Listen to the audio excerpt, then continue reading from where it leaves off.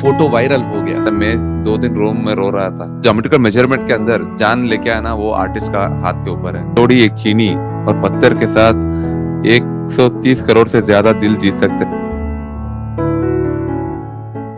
राम प्रभु आधार जगत के, राम जीवन आधार।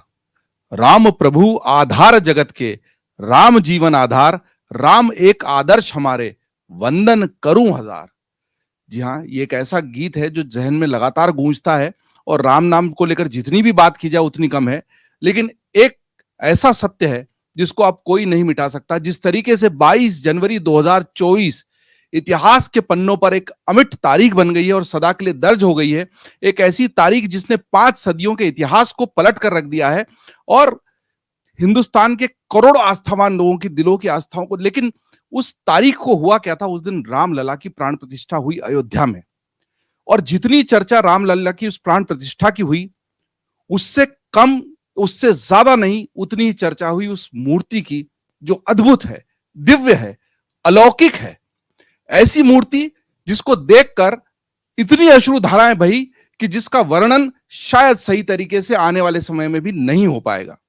और उस मूर्ति पर जिसने इस शिल्प को गढ़ा चट्टान पर, वो मूर्तिकार अरुण योगीराज अगर खुद आपके साथ हो तो मुझे लगता है रोमकूपों की सिहरन को रोक पाना आसान नहीं होगा। जी हां, अमर उजाला से विशेष बातचीत कर रहे हैं स्वयं वो शिल्पकार अरुण योगीराज जो इतिहास में रामलला की इस प्राण प्रतिष्ठा के साथ ही उसी तरीके से दर्ज हो गए हैं, अमर हो गए हैं। अरुण जी, अमर उजाला से बातचीत करने के लिए, समय देने के लिए आपका बहुत धन्यवाद और आपका बहुत स्वागत अमर उजाला के इस मंच पर। बहुत धन्यवाद सर, हमको बुला के इधर एक अवकाश दे रहे हैं, अपॉर्चुनिटी दे रहे हैं। बहुत धन्यवाद। अपॉर्चुनिटी तो आपको मिली उस ऐतिहासिक शिल्प को गढ़ने के लिए। हम हमेशा से मानते रहे हैं कि जिसको साकार को पूजना है उसके लिए उस आकार का वहां उपस्थित होना जरूरी है और केवल पत्थर की पूजा नहीं हो सकती। उस पत्थर से जो शिल्प गढ़ा जाता है उसकी प्राण प्रतिष्ठा होनी चाहिए।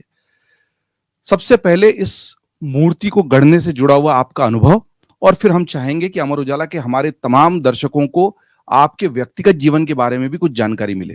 ये बहुत ही एक अलग ही एक्सपीरियंस है। हमको सबको पता है ये हम लोग भारत वासियों ये इसको वेट कर रहा था, मगर हमारा फैमिली भी ये 5 जनरेशन से काम करके आ रहा था। शायद भगवान जी ने 5 जनरेशन से ही हम उनका कौन सी मूर्तिकार चाहिए वो सेलेक्ट करके रखा गया है शायद। और उसी हम लोग इस समय पे है, ये हमारा एक सपना पूरा होने का समय पे हम भी एक मूर्तिकार बन के परिचय हुआ था देश के सामने और इतना बड़े मौका मिल गया। और ये कह सकते हैं मेरा पूर्वजों का एक वो पुण्य है और हमारा माता पिता का वो पुण्य हमको मिल चुका है शायद। इतना अभी हमको लगता है ये हमको कैसे मिल गया और ये हम कैसे इतना बड़ी जिम्मेदारी और इतना बड़ी रिस्पॉन्सिबिलिटी कैसे हमने ये किया। ये थोड़ा मैं पीछे जाके सोचा तो मेरा जिंदगी में एक मैं इसी के लिए शायद 330 साल से मैं काम कर रहा था शायद। मैं क्या कुछ काम करता हूँ उसको बहुत डिसिप्लिन और हमारा पूर्वजों ने क्या किया है पहले उस कलाओं को मैं अध्ययन करता था। और हमारा पूर्वजों ने पहले ही इतना चमत्कार, इतना एक शिल्प शास्त्र में बहुत कुछ छोड़ के गए हैं, उसके बारे में मैं जानकारी लेके और पढ़ के बहुत यही सोचता था जिंदगी में बड़ा मौका मिलेगा। मगर पहले मैं छोटा काम करता था, मगर मेरे मन में अंदर था आगे में बड़ा काम मिलेगा, इसके लिए मैं तैयारी कर रहा हूँ। पता नहीं इतना बड़ा भगवान ने हमको कृपा किया है, ये मैं सोच भी नहीं सकता। अरुण जी, अब जितनी लोगों की दिलचस्पी रामलला की उस अद्भुत दिव्य अलौकिक मूर्ति को देखने में है, उतनी दिलचस्पी आपके व्यक्तित्व को, आपके परिवार को, आपके बचपन को, आपकी पृष्ठभूमि को जानने में भी है। थोड़ा आपके परिवार के बारे में बताइए। मैसूर में आप रहते हैं, हमने सुना आप वॉलीबॉल के नेशनल खिलाड़ी रहे हैं, एमबीए कर रहे थे लेकिन एमबीए छोड़ दिया। लेकिन इसके पीछे जाते हैं, परिवार कैसा, क्या परिवार की पृष्ठभूमि, बचपन कैसा, स्कूल गए नहीं गए, स्कूल में पढ़ने वाले थे कि थोड़ा शैतानी करते थे, कैसा था? मैं बचपन से ही बहुत साइलेंट हूँ। जो भी काम करता हूँ बहुत डिसिप्लिन कर से करता था और खेलने में बहुत पसंद था। हर दिन शायद बोल सकते हैं 25 ईयर से हर दिन मैं 1 घंटा मिनिमम मेरा शारीरिक व्यायाम के लिए देते रहता हूँ और बचपन से मैं मेरा पढ़ाई और हमारा शिल्प वो दोनों साथ में चलता था और मैं मेरा फादर से 10 साल के बाद 11 साल से शुरू किया ये मूर्ति का काम। उस वक्त मैं ये कहानी आपको ये बोलना चाहता हूँ। मैं जरूर। मैं उसके आपको टोक रहा हूँ, कहानी पे आऊंगा। तो आपके पिताजी मूर्तिकार थे, लेकिन उसके पहले भी विरासत में मूर्तिकला थी, या कहाँ से आई ये मूर्तिकला आपके? हाँ, हम लोग ये 5 पीढ़ियों से ये काम करके आ रहा था। मेरा नाम से लेके वो बसप्पा शिल्पी, चौड़प्पा शिल्पी, बसवण्ण शिल्पी, योगिराज शिल्पी एंड अरुण योगिराज। सो हम 5 पीढ़ियों से ये काम करके आ रहा था और मेरा दादाजी नेशनल अवार्ड विनर था और मैसूर पैलेस में बहुत कुछ काम किया है। वो राज आश्रित एक कलाविद था, एक मूर्तिकार था। सो हम लोग बचपन से ही मैं तो पत्थर के साथ खेलते उठते और सीखते पापा के साथ अच्छा वक्त बिता के ये मैं बड़ा हो गई और हम ये कह सकते हैं हमारा खून में भी एक अंदर एक डीएनए भी हेरिडिटी से ये आ चुका है मूर्ति का। और हम इस जगह पे रहता है उधर आपको इतना अच्छा कला का एक माहौल है वो बहुत बढ़िया है। सो उसके वजह से भी हमको एक शिल्प के हर समय पे एक कुछ ना कुछ जानकारी मिलते रहते थे और हमने वो सब पूरा इधर हमको एक अच्छा मौका मिल गया उसको पूरा हमने देश के वापस देने का एक मौका मिला था। पूरा हमने कोशिश किया है इस रामलला का मूर्ति के ऊपर। आपका जन्म मैसूर में ही हुआ? Yes sir. स्कूल से आप 10-11 साल की उम्र पर आ गए थे और आप बता रहे थे कि पढ़ाई के साथ साथ आपका एकदम मूर्ति, फिर कुछ कहानी सुनाने वाले थे आप, मैंने टोक दिया था। उस कहानी पे आते हैं। हाँ, मैंने एमबीए खत्म करके मैंने काम शुरू किया था। उस वक्त मैं ऐसा काम करता था सिर्फ मार्किंग करके सिर्फ एक प्रोटोटाइप जैसा बना रहा था। हम मैसूर का पैलेस के सामने हमारा वर्कशॉप है और टूरिस्ट आते रहते हैं। एक अलग कंट्री से एक आर्टिस्ट आए थे। वो पूछ रहे थे एक आंख उंगली दिखा के एक मूर्ति हमारा स्टूडियो पे बहुत अनफिनिश्ड मूर्ति है, सबसे ज्यादा अनफिनिश्ड है वो। उसमें सिर्फ 3-4 दिखाया उन्होंने। हाँ, उंगली उठा के ये दिखा रहा था ये किसने बनाया और ये किसने बनाया। मैंने बताया उस तीनों सेलेक्ट किया था 100 में, ये तीनों हमारा ग्रैंडफादर ने बनाया था, बीच में मेरा भी था। मगर वो सिर्फ उन उन तीनों को सेलेक्ट किया। मैंने पूछा मैडम आप सिर्फ इन तीनों के क्यों सेलेक्ट किया? वो बोल रहे थे इसमें जान है, उसमें एक मोमेंट है। उस वक्त मेरे समझ में आ गया मैं क्या कर रहा हूँ इससे ज्यादा चाहिए। उधर से मेरा पूरा थॉट प्रोसेस चेंज किया और ऐसे ही कोशिश कर रहा हूँ। ये कब की घटना है? आप कितने साल के थे? ये 2005 में था, 2005 में था। एंड वो 2-3 चीजें बहुत इंपॉर्टेंट चीजें मेरा जिंदगी में ऐसा हो गया। मैं पहले क्या करता था उससे और आगे कुछ चाहिए एक शिल्प में। सो 2005 में मैंने ऐसा ही कोशिश किया हर मूर्ति में बनाता हूँ पहला मैं उसमें लाइफनेस देखना चाहता हूँ। यही मेरा एक सपने और यही मेरा एक विजन क्या कहते हैं हमारा I want to make lifeness bring lifeness in stone. यही मेरा एक क्या कहते हैं हिंदी वर्ड, हाँ यही मेरा उद्देश्य हो गया सर। तो 2005 में कोई आया आपके स्टूडियो में, उसने 100 मूर्तियों में से केवल उन 3 मूर्तियों को चुना और उससे आपको समझ में आ गया कि दरअसल मूर्ति में जान होनी चाहिए, उसमें प्राण होने चाहिए, उसमें जीवन दिखना चाहिए, तभी वो मूर्ति लोगों को आकर्षित करती है। तो आपने हर मूर्ति में तो शायद उसी दिन आपको नहीं लगता कि राम जी ने कोई दिव्य अनुभूति आपको करा दी थी और तभी से आपको उस रास्ते पर धीरे धीरे प्रशिक्षित करते चले गए राम जी? वही बताया आपने। हमने 30 साल से शायद अभी 41 ईयर्स में 11 साल में शुरू किया था। भगवान ने हमको एक खाना पीने के लिए, एक कला सेवा करने के लिए मौका भी दे रहा था, हमको भी एक देखभाल करके ट्रेनिंग कर रहा था शायद। ये मौके के लिए वो हमको तैयारी कर रहा था शायद। आपको जब ट्रस्ट से पहली बार इसके बारे में सूचना आई, फोन आया, तो आपको कैसा फीलिंग आया, क्या क्या अनुभूति हुई?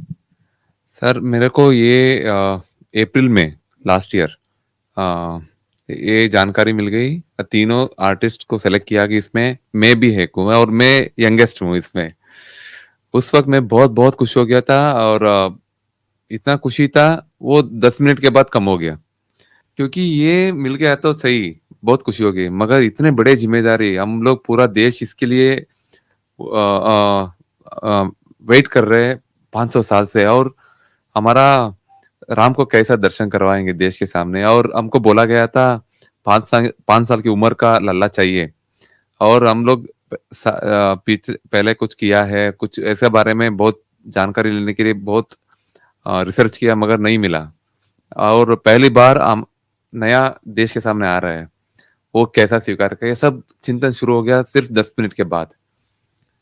10 मिनट के बाद ऐसे हम लोग सोचते सोचते मैं शायद 7 महीने तक ठीक से सो नहीं पाया, क्योंकि काम करने के बाद भी सोने सोने में भी हम काम करता था, क्योंकि कल क्या, दिमाग में विचार चल रहा था, हमको कल क्या करना है और कैसे देश को वापस देंगे, इतना बड़ी मौका मिल चुका है हमको, कोई नहीं कोना है।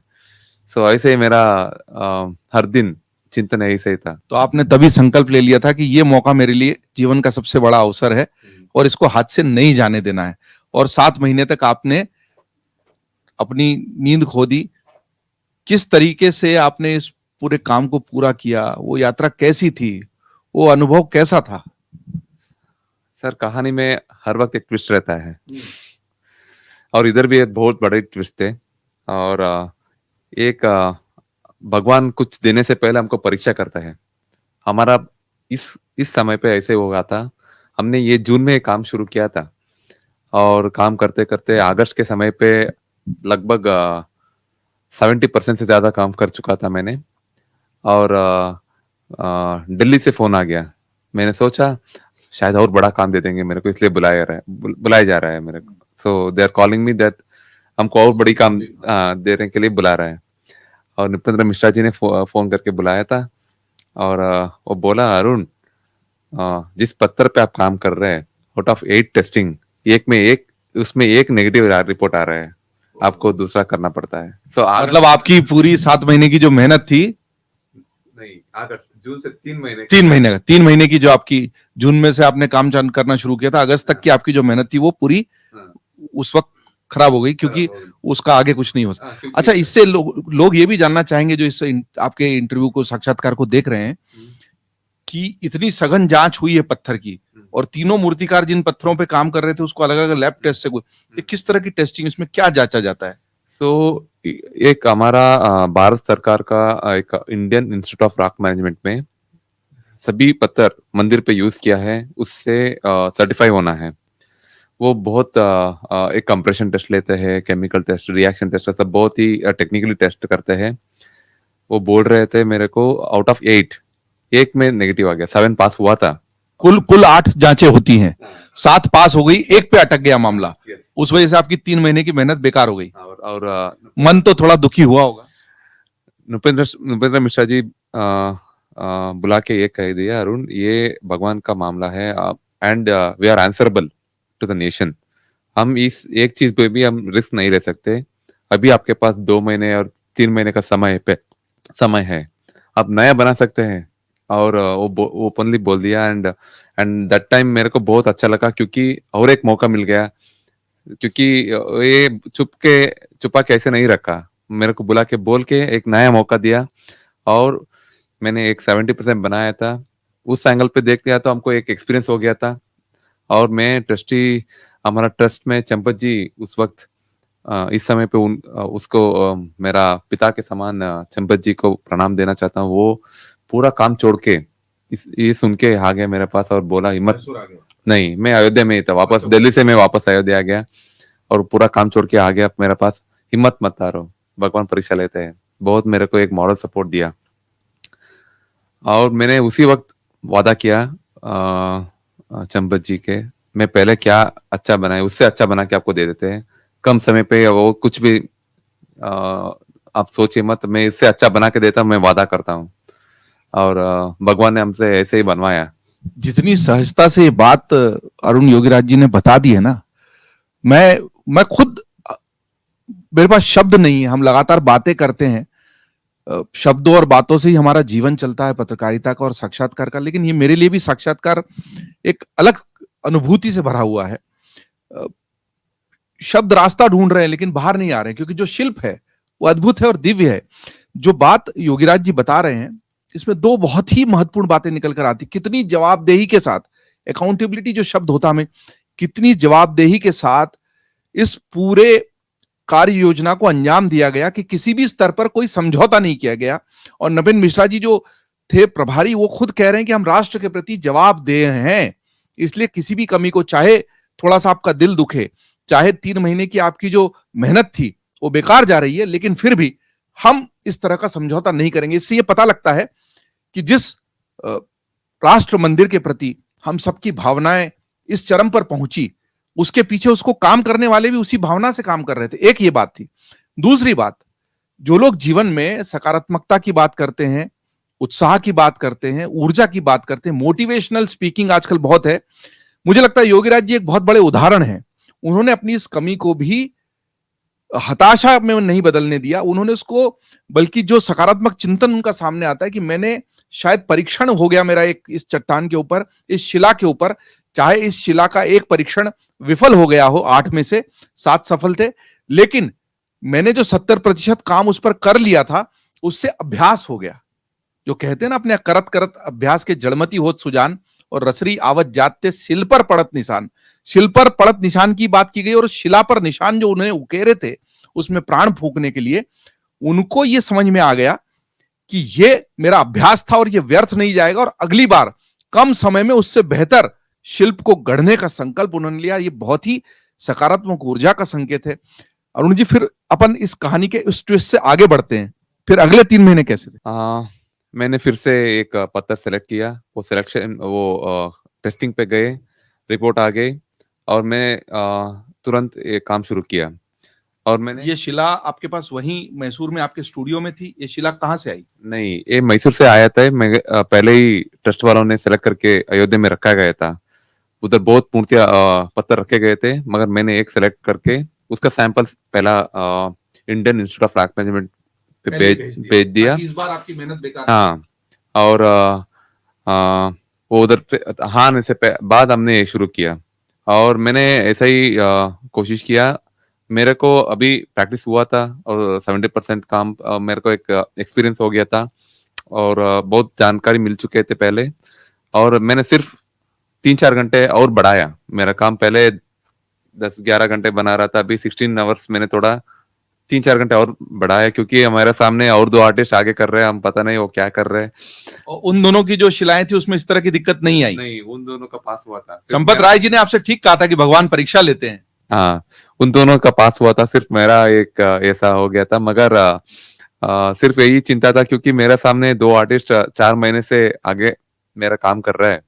तो मैंने सोचा हमको भी कॉम्पनसेट करना है, क्योंकि पत्थर के साथ बहुत वक्त देना पड़ता है। अभी हमको पता दिया है तो बहुत हार्ड था, और अच्छा टाइम हम उसके साथ बिताया, तो वो हमारे साथ बात करना शुरू करते हैं, इंटरेक्ट करते हैं हमारे साथ। सो मैंने सिर्फ ऐसे मेरा एक बिलीफ, इतना वक्त आप पत्थर के साथ बिताओ वो उतना अच्छा बनता रहता है।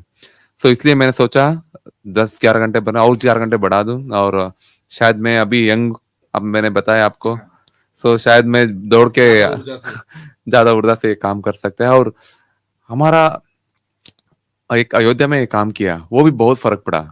ये शायद मैं हमारे जगह से किया तो इतना फर्क नहीं होता था, मगर उस वक्त में किसी ना किसी मिलता था, वो कहानी बता रहा था, वो एक संघर्ष के बारे में बात कर रहा था। ये जो लोग इस साक्षात्कार को देख रहे हैं उनकी स्पष्टता के लिए, बाकी दोनों मूर्तिकार अपनी अपनी जगह से काम कर रहे थे। आपने फिर बाद वो भी वहीं थे अयोध्या, तो आप तीनों अयोध्या में ही काम कर रहे थे अपने? अलग अलग स्टूडियो पे कर रहा था, और हम लोग ऐसे ही कंडीशन डाला था हमारे साथ, हम किसी का नहीं देखेंगे, देश को एक अलग एक ब्यूटीफुल एक सुंदर मूर्ति मिलेंगे, मिलने के लिए और एक अलग ही प्रकार का अलग अलग मूर्तियां देश के आने सामने आना है, इसलिए हम लोग तीनों बात किया था, हम किसी का नहीं बात करेंगे, नहीं देखेंगे। और 7 महीने तक हम किसी तीनों साथ में था, 3 बार हम वही खा रहा था, सो रहा था, मगर दुनिया का अच्छा, आप रहते खाते सोते साथ में थे साथ में तीनों, थे। लेकिन एक दूसरे की मूर्ति देखना आपको पूरा देश का अलग अलग विषय बात कर रहा था, मगर इसके बारे में नहीं बात कर रहा था। कितना आपको अनुशासन रखना पड़ा होगा और कितनी गोपनीयता कि आप तीनों साथ में रह रहे हैं, उठ रहे, खा रहे, सो रहे हैं, लेकिन आप जिस इतने बड़ी परियोजना पे, जिस प्रोजेक्ट पे काम कर रहे हैं, उसके बारे में जरा भी बात नहीं कर सकते। नहीं बात इस तरह का प्रोफेशनल डिसिप्लिन जिसको कहा जाता है, पेशेवर अनुशासन, बहुत बड़े बड़े पेशों में भी देखने को नहीं मिलता, लेकिन आपने उसको निभाया क्योंकि शायद आस्था भी बलवान थी, उसके प्रति जो समर्पण था वो भी बलवान था। तो कभी ऐसा आया कि किसी ने जानने की कोशिश की तुम क्या कर रहे हो, कैसे? नहीं, हम लोग बहुत स्पोर्टिवली लिया था और सिर्फ हमारा अंदर भी ऐसा ही था। हम लोग हमारा सेलेक्ट ऐसा नहीं था, देश को अच्छा मिलना है बस, हमारा भी उसका भी किसी का भी। तो हम लोग ऐसा ऐसा मेंटालिटी में काम कर रहा था, इसलिए हम लोग एक पहला दिन ऐसा बात किया और हम देखा, इस दिन पूरा देश तीनों मूर्ति देखा, उसी दिन हमने देखा और बीच में किसी का नहीं देखा था हमने। अब मैं उस घटना पर आता हूं जो सबसे ज्यादा रोमांचित करने वाली, जिसकी जब चयन का दिन आ गया, मूर्ति बन गई और ये था कि कौन सी चयनित होगी, उस दिन आपके मन में क्या भाव चल रहे थे, दिल की धड़कनें कैसी चल रही थी? और देश को तो बाद में पता चला कि कौन सी मूर्ति चयनित हो गई है, आपको कब पता चला? सर हम लोग बुलाया गया था मैसूर से, हम दिसंबर 10 वापस गए थे मैसूर और हमको वापस बुलाया गया 28 दिसंबर, क्योंकि पूरा ट्रस्टी आ रहे हैं, आप आके आपका एक कलाकृति दिखाइए। और उस दिन मैंने एक एक हमारा एक येलो कलर का एक कपड़ा मूर्ति के बांध के, मैं थोड़ा हिंदी में मैंने मेरा थॉट प्रोसेस बताया कमेटी वालों के साथ। मेरा थॉट प्रोसेस पहले दिन से यही था, सिर्फ हमारा कमेटी वालों का अप्रूव लेना मेरा उद्देश्य नहीं था।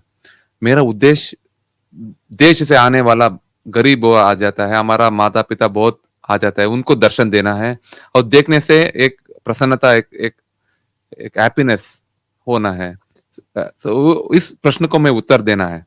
सिर्फ मैंने एक बुक में लिख के रखा था, हर दिन मैं सोने से पहले देखता था और 1000 फोटो से ज्यादा मैं सेव किया था और सोने से पहले कल क्या के लिए पूरा 1000 फोटो देख के सोता था, क्योंकि मैं भूल ना जाऊं, क्योंकि मैंने तो ये 1000 फोटो राम जी की प्रतिमा के थे, बच्चों के थे, किसके फोटो थे ये 1000? पूरा आप हमने प्रभाव मंडल एक डिजाइन किया था, एक दशावतार के साथ, और भक्त बाग में हनुमान और गरुड़, सब एक एक इंच के लिए भी हमने एक एक रेफरेंस रखा था और हमने ऑर्नामेंटेशन किया है, वो 700 साल पुराना एक हमारा एक शिल्प का एक अलग आभरण है। सो ऐसा हमने पूरा उस वक्त का और इस वक्त में क्या कर सकते हैं ऐसा ही किया था और ये सब मैंने एक्सप्लेन किया उनको। शायद मेरा हिंदी इतना अच्छा नहीं था, शायद वो ठीक से नहीं समझ पाए होगा शायद। और मगर मैंने एक कपड़ा डाला था, उस वक्त वो नीचे आ गया ना, हमारा पूरा ट्रस्टीज का हाथ ऊपर चले गए।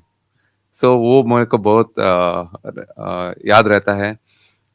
जो आप शब्दों में बयान नहीं कर पा रहे थे, वो मूर्ति ने खुद ही बयान कर दिया।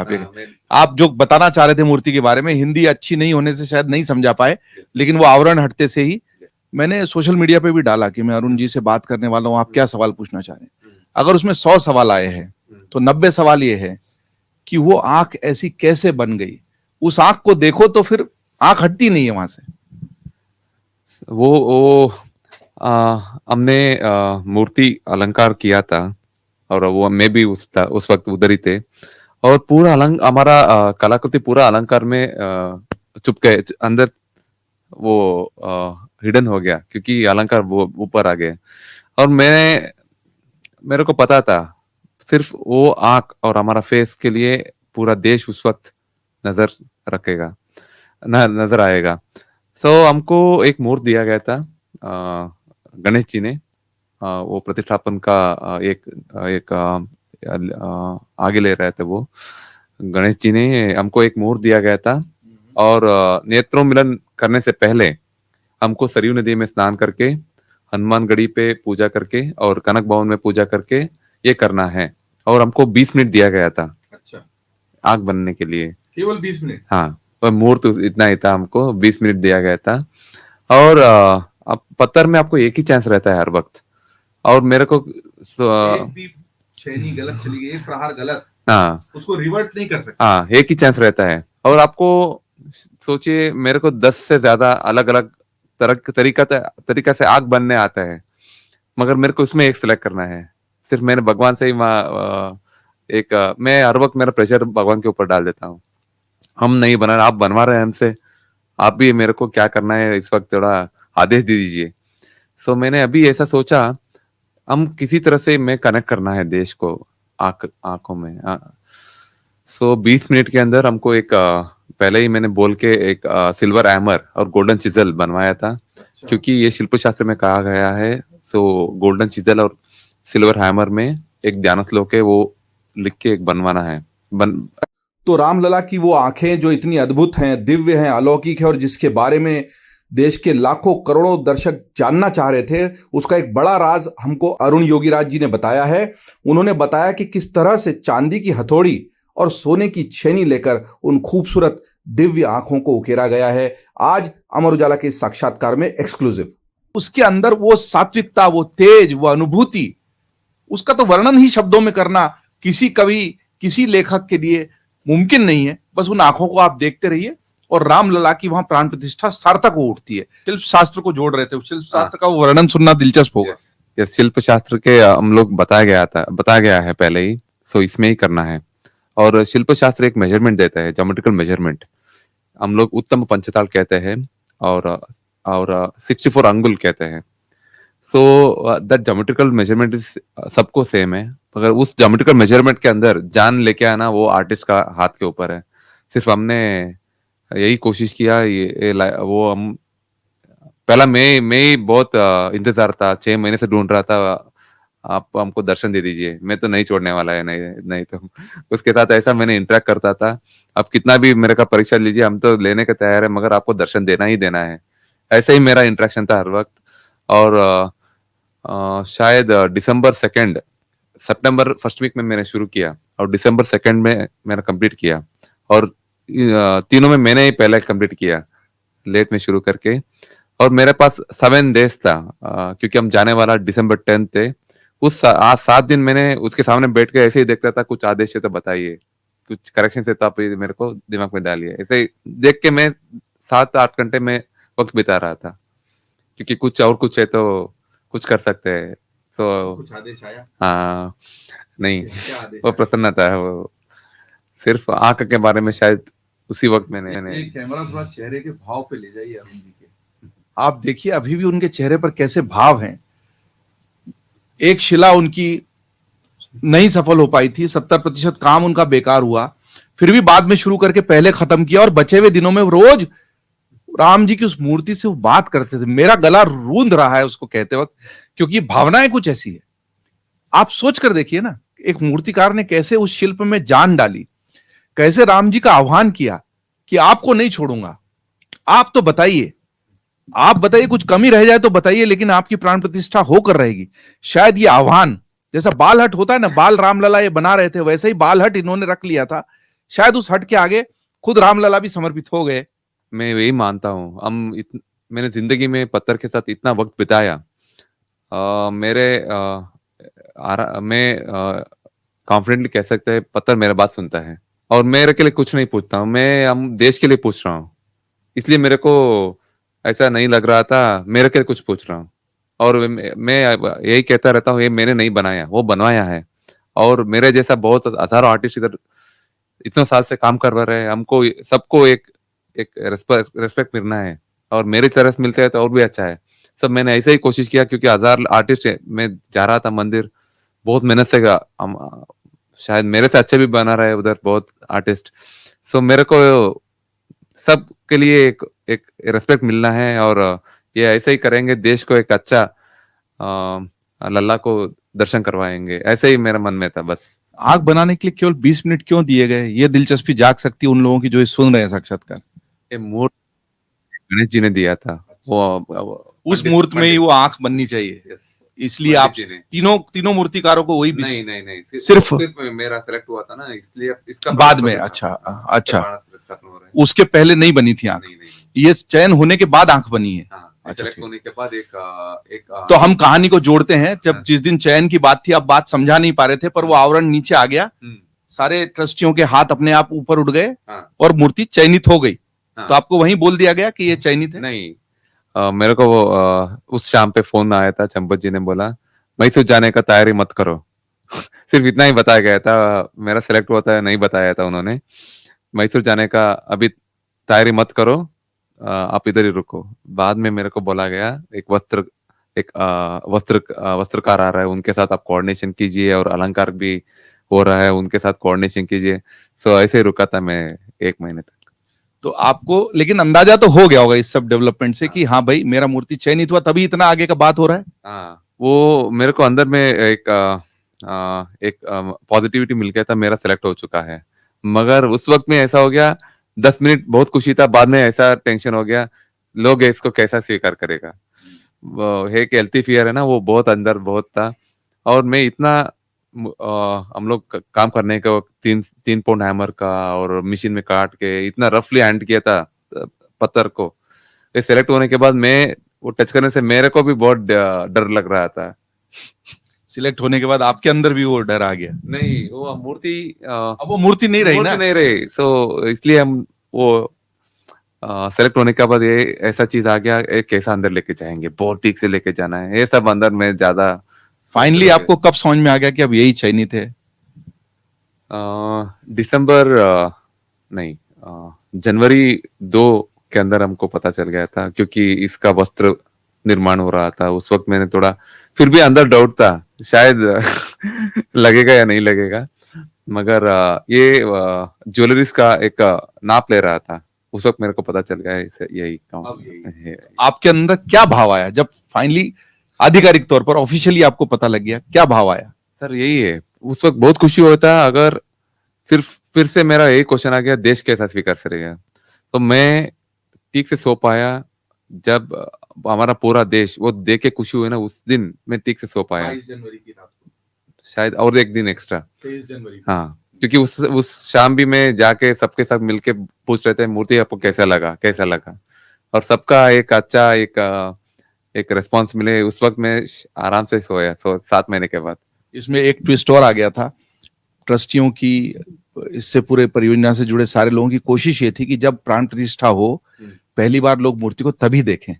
लेकिन एक फोटो वायरल हो गया और सब लोग उस फोटो के, उसकी बहुत चर्चा भी हुई, बात ये आई कहीं आपके स्टूडियो से बाहर आ गया, किसने ले लिया, कोई अधिकारी ने ले लिया। इस कहानी पे थोड़ा बताइए। हम लोग पहला सेलेक्ट हुआ था, बाद में हमारा बहुत बिगेस्ट चैलेंज था उसको ठीक से कैसे अंदर रखेंगे। वो हम लोग without any hurting damaging small bit हमने ठीक से अंदर रख लिया। एलएनटी के इंजीनियर्स ने वो बहुत अच्छी तरह से अंदर गर्भगृह के अंदर रख लिया। सो हम लोग उस दिन मैं थोड़ा आराम हो गया था, क्योंकि ये अंदर गए अभी मेरा गर्भगृह में, और बहुत एक टेंशन नहीं है। मगर 1 2 घंटे के बाद ये फोटो बाहर निकल गए। हम लोग इतना टेंशन हो गया, 7 महीने से कहीं पे हमने जाने नहीं दिया था। आपस में भी नहीं बताया? मैं मेरा बीबी को नहीं भेजा था। बताइए। सो एक कैसा हो गया। और सो इधर 1 महीने से बहुत लोग आने जाना हो गया था। हमारा अलंकार का टीम आ रहा था, और अलग अलग टीम आ रहा था, एलएनटी का टीम आ रहा था। शायद उस वक्त हमने थोड़ा एक ट्रैक मिस हो गया था, किसी ने फोटो खींच लिया और बाहर आ गया। और मैं और चंपा जी बहुत डिस्टर्ब हो गया था। मैं 2 दिन रूम में रो रहा था, क्यों ऐसा हो गया हमारे साथ, क्यों ऐसा हो गया, बहुत टेंशन हो गया। ये बात सही है, हम भी मीडिया में है और वो तस्वीर आई तो हमने भी प्रकाशित की, सबने प्रकाशित की, क्योंकि हर कोई उसकी पहली झलक दिखाने को बेताब था। और अरुण जी ये सत्य मानिए कि वो झलक पहले से बाहर आने के बाद भी जब प्राण प्रतिष्ठा के समय वो दिव्य दर्शन हुए, वो फिर भी उतनी अद्भुत, उतने ही अलौकिक थे। वो इतना इतना ये क्या है ना, वो प्राण प्रतिष्ठापन एक हमारा शिल्प क्या कहते हैं, शिला शुद्धिकरण और अधिवास, ये सब के बाद वो अलग ही बन जाता है। अभी मैं खुद महसूस किया, हम क्या बनाया वो उधर जाने के बाद अलग जैसा ही महसूस में वो महसूस हो रहा है। सो ये सिर्फ भगवान का इच्छा, उस जगह का महत्व है। और हमारा एक गणेश गुरु जी भी इतना अच्छी तरह से प्राण प्रतिष्ठापन किया है, सबके वजह से ये अलग ही एक दर्शन दे दिया देश के सामने। और हम सब भूल गए क्या हुआ था ये 3 दिन पहले। यस। वो थोड़ा एक बहुत ज्यादा लोगों में जिज्ञासा थी, तो कुछ थोड़ा सा जिज्ञासा शांत हुई थी, लेकिन पूरी मूर्ति देखना उतना दिव्य अद्भुत अलौकिक था। अ, ये जो आपने डिजाइन बनाई, ये तो किसी ने, ट्रस्ट ने, चंपावती ने, ये किसी ने नहीं सजेस्ट किया। आसपास उसमें क्या क्या बनेगा, जो पूरे आपने चिन्ह बनाए हैं, शंख बनाया है, स्वस्तिक, वो सब कैसे, कहाँ से प्रेरणा मिली, कैसे बनाया? हमारा साउथ इंडिया में प्रभावली कहते हैं, बैक साइड एक आर्च देखते हैं, वो अलंकार के लिए रखा जाता है। और मैंने आने से पहले ही उसके बारे में हमारा, वरुण जी होंगे, हनुमान जी होंगे। हाँ, विष्णु के संप्रदाय, ये क्योंकि ये दशावतार में एक हमारा राम जी भी है, इसलिए हमने दशावतार बनाएंगे। और एक स्थान ब्रह्म और शिव को भी दे देंगे, त्रिमूर्ति हो जाता है, ब्रह्म विष्णु और महेश्वर। और वो सूर्य वंशस्थ है, इसलिए हमने सूर्य ऊपर एक प्रभाव, सूर्यवंशी। हाँ, इसलिए रखा गया था। हम लोग शिल्पा शास्त्र में भक्त बाग कहते हैं, भक्त बाग में हनुमान और गढ़ ने हमने मैं ड्राइंग एक बना के, कंपोजिशन बना के हमारा ट्रस्ट के सामने रखा मैंने। उन्होंने हाँ कह दिया मेरे को ये सब बनाने के लिए। और हमारा दूसरा 2 आर्टिस्ट, उनको भी यही कहा गया ऐसे ही बनाइए, अरुण बना रहे ऐसा। तो ये डिजाइन आपने पहले कागज पे भी बनाई होगी? हाँ, मैंने कागज में ही बनाया था। और वो जाके दिखाया था मैंने ट्रस्ट के सामने, और वो हाँ कह दिया। वो हाँ कहने के बाद मैंने एक कंपोजिशन किया। तो पहले डिजाइन की भी स्वीकृति थी, शिला की भी स्वीकृति। अब मैं आता हूँ परिवार, इस दौरान पहले अपने परिवार के बारे में बताइए, अभी परिवार में कौन कौन? अभी मेरा परिवार में मेरा माता जी है, और मेरा, नाम भी बता दीजिए, लोग नहीं, हाँ, आपके आप परिवार की जानने की भी उत्सुकता हाँ, बहुत है। पहला मेरा बीबी है विजेता, और मेरा 2 बच्चे हैं। मेरा बेटी सानवी है, और एक बेटा वेदांत है। और इस वक्त मैं ये भी बोलना चाहता हूँ, मेरा बीबी ने बहुत मेरे को एक अच्छी तरफ एक सपोर्ट दिया है 10 साल से। क्योंकि मैंने पहले ही बताया, मैं ज्यादा वक्त पत्थर के साथ बिताता हूँ। और बहुत मुश्किल से मेरा बच्चों को और मेरा फैमिली को वो टाइम देख, एक अच्छी तरफ से मेरे को एक पीसनेस चाहिए, वो देने में मेरा बीबी भी एक बहुत एक योगदान है। और इस वक्त उनको भी मैं एक प्रणाम करना चाहता हूँ। और मेरा माता जी, मेरा बचपन से मेरे को अभी भी याद है, मैं उनसे ही बड़ा है। आपकी माता जी का शुभ नाम? मेरा माता जी का नाम सरस्वती है, और मेरा पिता का नाम और मेरा ब्रदर सूर्य प्रकाश, मेरा एक सिस्टर चेतना, और मेरा एक अंकल का बेटा एक वो भी मेरे साथ है, ऐसे ही बहुत सपोर्ट करके आ रहे हैं, यशवंत। सो ऐसा एक हमारा अभी जॉइंट फैमिली है। अभी भी हम सिटी के अंदर, गांव में जैसे जैसे रहते हैं वैसे ही रहते हैं हम। पूरे परिवार की क्या प्रतिक्रिया रही? सर, हम लोग 300 साल से ये काम करके आ रहा था। शायद भगवान ने भी हमको आशीर्वाद किया है, आप बहुत मेहनत से 300 साल से बहुत श्रद्धा से काम करके आ रहे हैं, ये प्रसाद ले लो। सो इतना बड़ा प्रसाद दे दिया। अभी और 10 जनरेशन यही काम करके हम जिंदगी जी सकते हैं। आपके बेटे को, बेटी को भी सिखाना शुरू किया ये? सर, ये ऐसा नहीं हो सकते, वो इच्छा किया तो हम सपोर्ट करने के लिए तो मैं तो जरूर हूँ। आपने तो 10-11 साल की उम्र में स्कूल की बजाय इधर ही ज्यादा ध्यान देना शुरू किया था। वो बेटा नहीं कर रहा है? अभी मेरा बेटा 2 साल का है। हाँ, थोड़ा ध्यान। ध्यान अभी मेरा बेटी इसके ऊपर थोड़ा ध्यान दे रहा है। बेटी का उम्र क्या है? अभी 8 साल का है वो। धीरे तो हमारा जैसे ही हम भी, हमारा घर और स्टूडियो एक गुरुकुल आगे आगे पीछे है। सो हम पत्थर के साथ जाके खेलते थे, अभी भी वो भी वैसे ही खेल रहा है। सिर्फ वो ही चाहिए, पहला खेलना है, उसके साथ एक डेवलपमेंट करना है रिलेशन। सो वो कर रहे हैं बस। आप जब कर रहे थे एमबीए वगैरह, तब तो मन में, लेकिन करियर को दूसरी तरीके से चुनने की भी आपके मन में इच्छा रही होगी, छोड़ दिया आपने, वो अलग बात है। नहीं, मैंने बताया, मैं एजुकेशन और हमारा ये एक शिल्प दोनों में साथ में जा रहा था। और मैं कॉलेज होने के बाद मेरा पापा के साथ में काम करता था। और पहली बार 1-2 महीने के लिए बाहर गया काम के लिए, उस वक्त मेरे को पता चला कि हमको क्या चाहिए जिंदगी में। मैं तुरंत वापस आ गया। मेरा कब था वो क्षण, कब था जब आपको लगा कि जिंदगी ने आपको बता दिया है कि आपको जिंदगी से क्या चाहिए? मेरे को मैनेजमेंट ट्रेनिंग एचआर में कर रहा था, मेरे को बोला जा रहा था एक मीटिंग फिक्स करो, किसको फोन करो। सो मैंने सोचा मैं मेरा काम नहीं है ये, किसी का इंटरव्यू फिक्स करना, किसी को फोन करके कोऑर्डिनेट करना, और ये नहीं चाहिए, मैं अच्छा नहीं लग रहा था मेरे को उस वक्त। This is not my cup of T. ऐसे ही उसी दिन मैंने मेरे पापा को फोन किया और वापस आ गया मैसूर। मैंने बोला पापा मैं यही काम करना चाहता हूँ। मेरा पापा ने बोला अब तो एमबीए किया, ये मार्केटिंग सेल्स नहीं है, मेरे को वादा करो आप खुद बैठ के काम करता है तो करो, नहीं तो नहीं करना है। तो क्योंकि ये किसी और से बनवा के बेचना का काम नहीं है, ये सेल्स और मार्केटिंग नहीं है, ये आर्ट है, आपको बनाना है, आज से बनना है तो बनाओ। ये कंडीशन में मेरे को छोड़ा मेरा एक साधना है, एक तपस्या है, कला है। तो क्योंकि उनके मन में थोड़ा एक आ गया था मैं एमबीए करके बिजनेस जैसा ले रहे, शायद सोचेगा ऐसे, इसलिए मैंने वो कंडीशन डाला। साधन और साध्य दोनों की पवित्रता का ध्यान कितने अच्छे से रखा गया।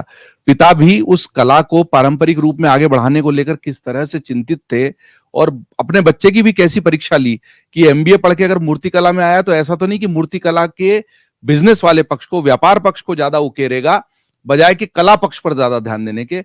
जब पिता को ये पूरी तरह से आशान्वित हो गए इस बात से, और वो आश्वस्त हो गए कि अब ये सचमुच मूर्ति कला की तरफ ही जाना चाहते, तब आपको उन्होंने हाँ कहा।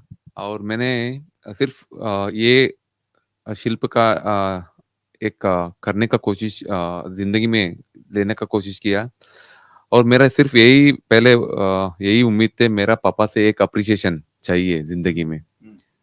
और मैं अभी रामलला मूर्ति बन गई, और इससे पहले हजारों मूर्तियां बन चुका हूँ, और कभी भी मेरा फादर मेरे सामने अप्रिशिएट नहीं कर रहा था, कितना कुछ गलतियां दिखा रहे थे, ऐसा करना है ऐसा करना है। मैं ऐसे ही कोशिश कर रहा था 20 साल से, उनसे मैं कुछ कर दो, शाबाश गिरी ले लो।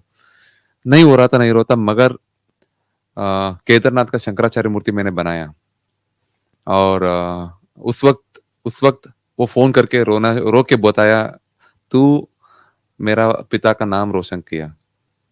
वो बहुत अप्रिसिएशन, मेरा जिंदगी में बड़ी अप्रिसिएशन मेरा फादर से मिला उस दिन। और भगवान एक बैलेंस करते हैं, देते हैं एक चीते है, वो बोलने के 1 महीने के बाद वो गुजर जाता है। सो मेरे को एक बैलेंस में कुछ बहुत ज्यादा ही मिल गया, और ज्यादा भी ले लिया भगवान ने, और यही जिंदगी है शायद। पर वहां से ऊपर से भी शायद उन्होंने आशीर्वाद दिया, तो आपका रामलला का मूर्ति भी चयनित हो गया, और अब तो दुनिया में वो इतिहास बन चुका है, उसको कोई नहीं बदल सकता। मैं मूर्ति पूरी होने के बाद ऐसा हो गया, मेरा पिता होता तो देखना है, इतना अच्छा बनवाया हमसे, और शायद वो बहुत खुश हो जाता था शायद देख के। और मैं यही मानता हूँ कि ऊपर से हमको आशीर्वाद दे रहे हैं, और ऐसे ही आगे करने का एक एक प्रेरणा और एक शक्ति भी वो सिर्फ हमको आशीर्वाद दे रहे हैं। आपसे बहुत लंबी बात करने का मन है, पर मैं जानता हूँ थोड़ा वक्त कम है, पर ये बातचीत बहुत अच्छी दिशा में जा रही है, जहाँ से बहुत नए नए पहलू जानकारियां उभर कर आ रही है। पूरे इस ऐसा कौन सा क्षण था जो आपको हमेशा याद रहेगा पूरा मूर्ति बनाने की प्रक्रिया के दौरान? उस दिन हमारा नरेंद्र मोदी जी ने देश के सामने ये समर्पित हो, उस पल मैंने बाहर था, और देव सबका एक आप उस वक्त ठीक कहाँ थे गर्भगृह में जब प्राण प्रतिष्ठा चल रही थी? मैं लोगों के सामने बाहर ही था, और मैं खुद उधर ही रहना चाहता था, क्योंकि ये लोग के सामने उनका रिएक्शन देखने के लिए मैं उधर ही था। और उस वक्त मैंने सबका आंख देख के मेरे को, आपके आसपास कौन था सबसे पहले, किसका? और मेरा पता नहीं, बहुत लोग थे, मैं ऐसा नहीं, सबको देख के मैं बहुत खुश हो गया, क्योंकि उनका चेहरे में इतना एक प्रसन्नता और एक भावुकता, वो सब देख के मैं उस पल में कभी नहीं भूल सकते जिंदगी में। अब आप बहुत मशहूर हो गए हैं, हर कोई आपको जानता है, पहले जो लोग जानते थे उससे कई गुना करोड़ों लोग, एक सेलिब्रिटी आप बन गए हैं। इस सेलिब्रिटी हुड को, इस लोकप्रियता को आप कैसे हैंडल कर रहे हैं? आपके फैमिली सब कोई आपको ढूंढ रहे हैं, आपसे मिलना चाहते हैं, आपका इंटरव्यू लेना चाहते हैं, आपके बारे में, आपके काम के बारे में, आपके फैमिली के बारे में ज्यादा जानना चाहते हैं। आपके एक मित्र मुझे बता रहे थे कि कई बार भागना पड़ता है घर से, नहीं तो लोग आ जाते हैं घर में मिलने। नहीं, वो सब हमारा लल्ला के ऊपर इतना प्यार है देश पर, उस पे हमको भी थोड़ा मिल रहा है बहुत ज्यादा। और मैं यही सोच रहा था, सिर्फ हथौड़ी, एक चीनी और पत्थर के साथ 130 करोड़ से ज्यादा दिल जीत सकते हैं। मेरे को भी ये बहुत एक नया वो नया महसूस हो रहा है। और शायद मैं यही इस वक्त भी मैं बहुत, मेरा रिस्पॉन्सिबिलिटीज क्या है और इस कला में और क्या कर सकता है आगे में, सिर्फ इसमें ध्यान देता हूँ। और देश में इतना बार प्यारा है, मैं बहुत इसको धन्यवाद बोलना चाहता हूँ पूरे देश को। जब खाली समय होता है मूर्ति बनाने के अलावा का क्या करते हैं, किस तरह का संगीत सुनते हैं? पहला मैं ज्यादा बच्चों के साथ वक्त बिताता हूँ, बहुत वक्त बिताता हूँ। खेलने का वक्त मिल गया तो बच्चों के साथ, मैं एक अपार्टमेंट में रहता हूँ, उधर सबको बोल के बच्चों को बुला के थोड़ा बच्चों के साथ ज्यादा खेलता हूँ। और फिल्में देखते हैं? फिल्में बहुत कम देखता हूँ, मगर गाना, बहुत पुराना गाना, मेलोडियस गाना बहुत सुनता हूँ। और टीवी बहुत कम देखता हूँ शायद, और टाइम मिल गया तो शायद ज्यादा ड्राइंग लिखते रहता हूँ। और मेरा बीबी भी ज्यादा मेरे को परेशान करते रहते हैं, आप बहुत बोरिंग हो, सिर्फ ड्राइंग लिखते रहते हैं। और सो खाली टाइम में भी मूर्ति कला का ड्राइंग बनाते रहते हैं आप? नहीं यार, फिल्म कौन सी देखी आखिरी आपने? कहा कम देखते लेकिन देखते हैं। मैं गदर 2 अयोध्या में देखा था। अच्छा, सनी देओल का। काम खत्म करके रात 10 बजे का शो में, और हमारा उधर अकाउंटेंट्स के साथ, और हमारा और एक मित्र था विपिन जी, उनके साथ बाइक में गए थे अयोध्या से 10 किलोमीटर। वो थिएटर गए थे रात 10 बजे। वही लास्ट फिल्म मैंने गदर 2 देखा। कैसी लगी गदर 2 आपको? बहुत अच्छा लगा, बहुत अच्छा लगा। अच्छा, आपने बताया गाना सुनते हैं, पुराने गाने सुनते हैं, गाना गाते भी हैं क्या? थोड़ा थोड़ा गाता सर। कोई गाना जो आपको सबसे पसंद हो? कन्नड़ कन्नड़ गाऊं? हाँ बिल्कुल। ಆಗದು ಎಂದು ಕೈಲಾಗದು ಎಂದು ಕೈಕಟ್ಟಿ ಕುಳಿತರೆ ಸಾಗದು ಕೆಲಸವು ಮುಂದೆ, ಸಾಗದು ಕೆಲಸವು ಮುಂದೆ, ಕೆತ್ತಲಾಗದು ಕಗ್ಗಲ್ಲೆಂದು ಎದೆಗುಂದಿದ್ದರೆ ಶಿಲ್ಪಿ, ಆಗುತ್ತಿತ್ತೆ ಕಲೆಗಳ ಬೀಡು, ಗೊಮ್ಮಟೇಶ್ವರ ನೆಲೆನಾಡು, ಬೇಲೂರು ಹಳೆಬೀಡು, ಬೇಲೂರು ಹಳೆಬೀಡು। ये जो लोग कन्नड़ नहीं समझते उनको बताइए गाना क्या है, कि कहाँ से है, किस फिल्म से है या कहीं? ये हमारा कर्नाटक का महान कलाविद डॉक्टर राजकुमार जी का गाना है। वो बोल चुका है इसमें, आपके हाथ से ये नहीं हो सकता है, मैं से मत सोचो। और पत्थर बहुत हार्ड है, तो सोच के आप रह गया तो वो अच्छा मूर्ति नहीं बन सकते है। ऐसा मत बोलो, आपके हाथ में नहीं होता है। यही उसका एक अर्थ है। गाना भी आपने वो चुना जो आपके। अच्छा, कोई हिंदी गाना भी गाते हैं या पसंद है? हाँ, बहुत पसंद है, बहुत। अभी आपने पूछे, सब भूल गए मैंने। एक कोई गाना जो है। दो दिल मिल रहे हैं मगर चुपके सबको हो रहे हैं, सबको हो चुके हैं, मगर खबर चुपके मिल रहे हैं। शिला में जान डालकर उसकी प्राण प्रतिष्ठा को उस स्तर तक पहुंचाने वाले अरुण योगीराज निजी जीवन में कैसे हैं, क्या सोचते हैं, उनका परिवार क्या सोचता है, किस तरीके से ये जो दिव्य भव्य और ऐतिहासिक मूर्ति अयोध्या में रामलला के रूप में विराजमान है, कैसी वो चुनौती रही कि उनको बाल रूप में भी बनाना है, लेकिन 5 फीट से भी ऊंची मूर्ति बनाना है। 16-16 घंटे काम किया, रातों को सोए नहीं। आखिरकार वो पल आया जब मूर्ति चयनित हुई। चयनित होने के बाद केवल 20 मिनट का समय मिला आंखें बनाने के लिए, और वो आंखें भी बनी है सोने की हथौड़ी और चांदी की छेनी से। लेकिन सोने की हथौड़ी और चांदी की छेनी के पीछे एक ऐसे युवा शिल्पकार का दिल था, ऊर्जा थी, भावनाएं थी, जो लगातार रामलला से बात कर रहा था और एक बाल हट पकड़ा हुआ था कि मैं छोड़ूंगा नहीं आपको, आपको मेरे साथ यहीं पर होना है और अयोध्या में विराजमान होना है। ये जिद, श्रम, जीवट, जिजीविषा और लगभग 300 वर्षों के पारिवारिक संस्कारों का नतीजा है कि अरुण योगीराज के हाथों से बनी हुई वो मूर्ति अब वो मूर्ति नहीं रही। वो हमारे भगवान है, हमारी आस्था है, श्री राम है, सदियों की दबी हुई इच्छाओं की प्रतिमूर्ति है, जो साकार रूप में अयोध्या में विराजमान है। जैसे वो मूर्ति वहां प्रतिष्ठित है, वैसे ही अरुण योगीराज का वो शिल्प वहां पर सदियों तक विराजमान रहेगा। उस मूर्ति को जब भी देखेंगे, उनका ये काम याद रहेगा इसी को कहते हैं कालजयी काम। अरुण योगीराज जी ने अमर उजाला से बातचीत में अपने दिल के राज खोले, गीत भी सुनाए और कैसे मूर्ति कला में वो आए। अगर वो किसी कंपनी में एचआर ट्रेनी बने थे और वहीं से एचआर के सर्वश्रेष्ठ पद पर भी होते तो देश का सबसे बड़ा नुकसान हो जाता। लेकिन शायद राम जी ने ही, जैसा वो खुद भी कहते हैं, मेरी मूर्ति चयनित नहीं हुई है, उस मूर्ति ने और राम जी ने खुद मुझे चुना है। अमर उजाला का ये साक्षात्कार उन सब लोगों की जिज्ञासाओं को बहुत हद तक शांत करेगा जो उस मूर्ति को बनाने वाले मूर्तिकार के बारे में जानना चाहते थे। अरुण जी, अमर उजाला से बात करने के लिए बहुत धन्यवाद।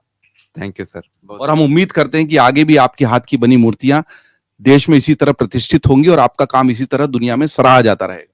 सिर्फ भगवान हमको ये आशीर्वाद देते रहे और हमारे हाथ से कुछ अच्छा होता है तो वो आशीर्वाद दे देंगे। अगर आप ये वीडियो YouTube पर देख रहे हैं तो हमारे चैनल को सब्सक्राइब करें और बेल आइकन को दबाना ना भूलें। अगर आप Facebook पर ये वीडियो देख रहे हैं तो हमारे पेज को लाइक करें।